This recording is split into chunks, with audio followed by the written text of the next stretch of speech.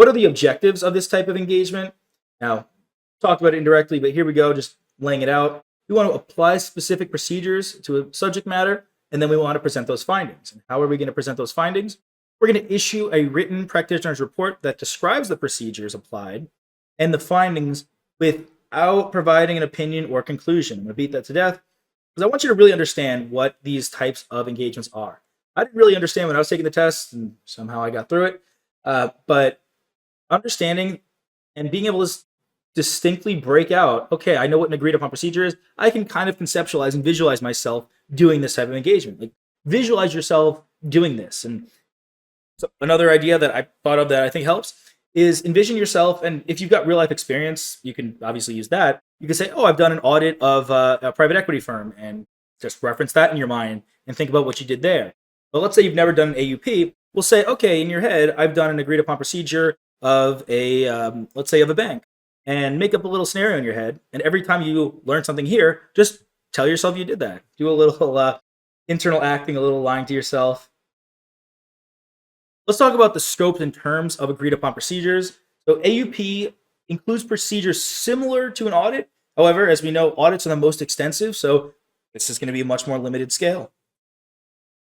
For an agreed upon procedure, the client determines the appropriate procedures to be performed. As we mentioned before, then we agree, all parties need to agree. They think about it. They say, okay, these procedures, since this is a little more customized, it's not just, an audit says you need to do this, you need to do that. Because this is more customized, all parties need to get together and think, are these actions to be taken sufficient for what we're looking for? Again, for AUP, independence is required. There's no opinion, but sufficient procedures are required, and these procedures must be in writing in the final report. And as we will see, for many, many engagements, got to be in writing. Why not just put it in writing? Everything's better, indisputable, if it's there. The procedures, remember, they have to be sufficient enough. Practitioner must do enough.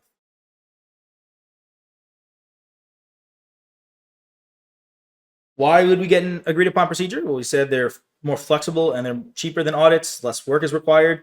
You don't need to pay all the money for an audit. You could be saving tens of thousands of dollars. That's very nice. Very nice to save that money. Since the practitioner must be independent, these reports can be relied upon by third parties. There we go. That's another plus of it. Now, an audit can be relied upon as well, but this is cheaper. When would this be used? It would be used in due diligence engagements. So maybe you want to acquire a smaller company. Maybe they want to sell the company to you. You might say, all right, I want you to get an agreed upon procedure. I don't think you need a full-on audit. I'll paint a little picture in your mind. Let's say, I'm a wealthy business person. I've made my money from operating gas stations. Now I want to expand my my business into buying a small restaurant chain that's got 3 locations. Instead of getting seems like a pretty small scale transaction compared to what a full-blown audit might be. So maybe I just want them to get an agreed upon procedure. So for that, due diligence, determining compliance with certain requirements. That could be legal requirements. That could be requirements of loan covenants with the bank. And also to detect misrepresented financial results. You could just get an agreed upon procedure for your company just to make sure it's operating well and to make sure that there's nothing being skewed, that there's no fraud. You might have an agreed upon procedure to look into specific items, specific transactions. Hey there. Are you ready to not only pass your CPA exams, but truly understand and enjoy the material while studying? I know it seems impossible, right? Especially to enjoy the material.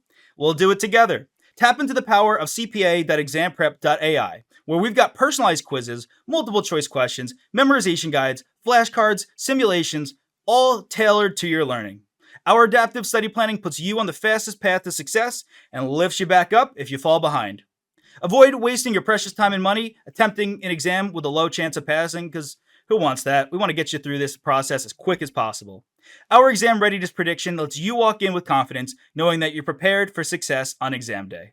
Thankfully, there's no payment method needed to get started, so why don't you come join us? Visit cpa.examprep.ai and let's achieve your exam success together.